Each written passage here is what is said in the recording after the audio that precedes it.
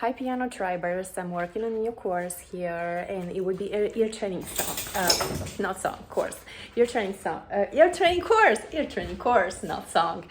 But anyway, so this ear training course is going to have as a purpose to train your ear so you can play by ear. What does that even mean?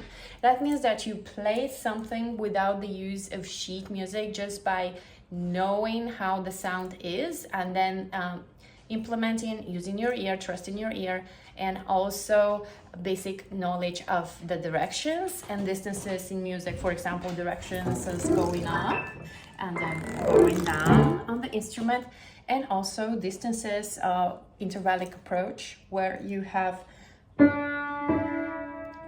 second, third, fourth, fifth, and so forth. And now that might sound like gibberish to you, but as you continue further in the course, you will find out how there are lots of similarities and what sounds like what. And then later on, you'll be able to pick up a song, hear it, and then implement it immediately on the keys. And then, you know, as you get more advanced, you'll be able to be adding the other hand to it too, make it really elaborate and super cool sounding. So so let's give an example with Star Wars. So I know how it sounds, but I don't have the sheet music. I mean, I can find it, but let's say that I can't, right? And I want to play it by ear. So I'm gonna find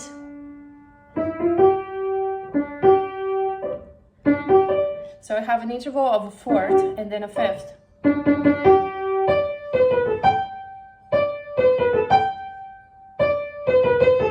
That one. Okay, another song, super famous, Twinkle Little Star, right? No music. Happy Birthday song.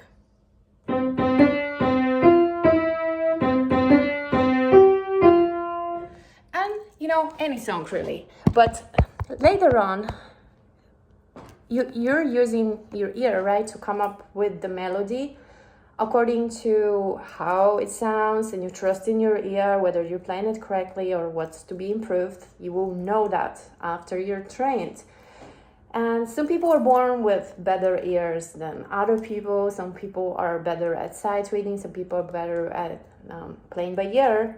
And if you are one of those people that your ear is not that great, then double down on this one so you can compensate and kind of get a wholesome experience of your playing the instrument, get the best out of it instead of just leaning towards your strengths. At the later stages you could get really good at pinpointing what you're going to be playing and then maybe adding the other hand to it. And that might sound really, really, really complicated right now, but it's really not. It's step by step process that you get better and better, and just focus on like one thing at a time. How do you eat an elephant? One piece at a time. So we're gonna be learning first, the distances between two keys. It's a step, and that would sound the same really anywhere on the keyboard. One step up, and then the distance between step and then a half step. See? But back to a song. So you hear a song, let's say everybody knows Happy Birthday song. So I'm just gonna play that.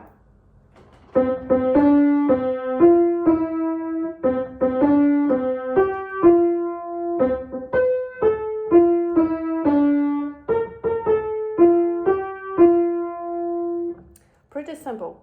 And you can actually move that knowledge from ear training to move from one instrument to another instrument super easy like this. Because what you will need to do to the next instrument is just figure out the directions, and you will already be able to hear the intervals or the distances between the notes. So you would know what note is where after you train your ear with piano, for example. If your ear, once it's trained then moving on to another instrument is super easy by playing by ear.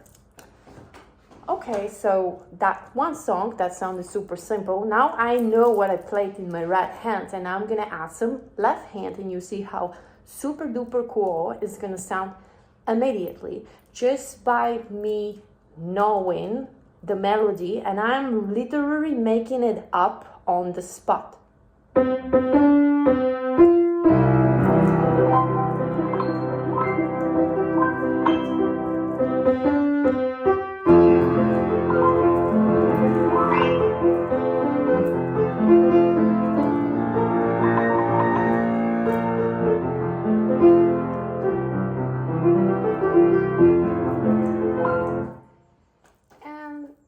As crazy as you want at some point. Another one that everybody knows, and in the US here we know it as Twinkle Little Star.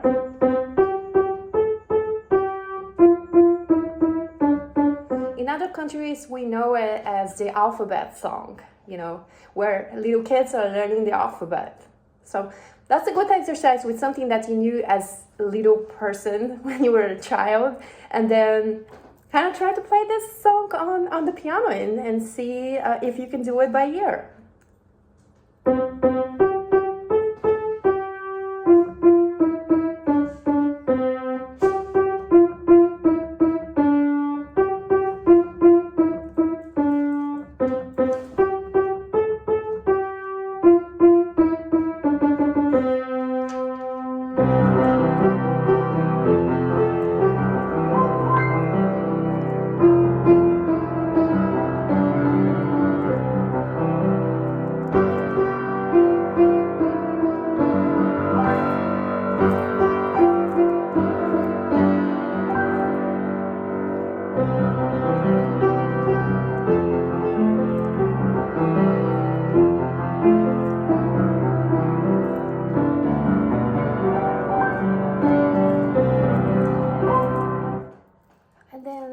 Make it also as complicated as you wish, you know. Another example, Mary Has a Little Lamb.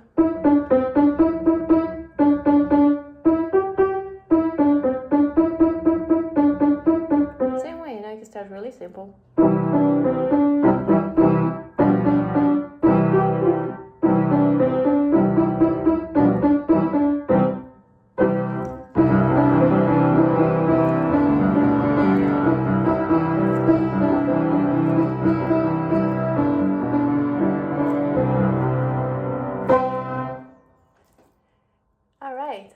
Hope you enjoyed this. Let me know if there are any questions, and play by ear, but do read music also. Remember, it's good to have balance and know it all, and then pick and choose the different occasions of when you're gonna play something. For example, you know, I'm not gonna play by ear anything that is super elaborate work of art, like Beethoven's First Sonata or Consolation by Liszt or Hungarian No. 2 by Liszt. There is no way. I will get the sheet music and I will practice the crap out of it until it works out. I might add some stuff later on to it, but I will definitely be looking at the sheet music. It will be the simplest, straightest line versus me trying to figure it out by ear. Just because there's just so many intricate details that I basically need like 4 times the hands than I do have, you know, and I make it happen by reading the sheet music and then just apply what's on the page. Now for simple pop songs that you know the melody and there's something with like a simple few keys, few tones in the right hand that you're gonna make the melody, then you know we can add some chord progression in the left hand that matches the melody in the right hand. It supports it and complements it. Do not overpower it.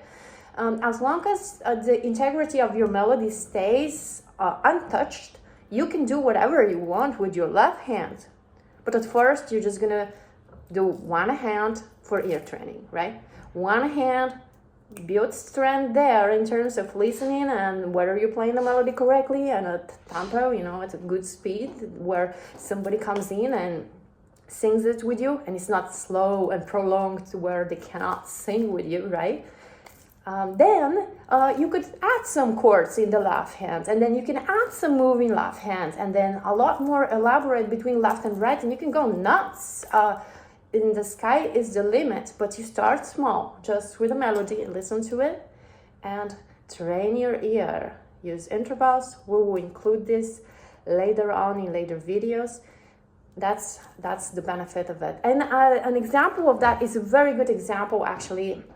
So, you know, Jingle Bells, for example.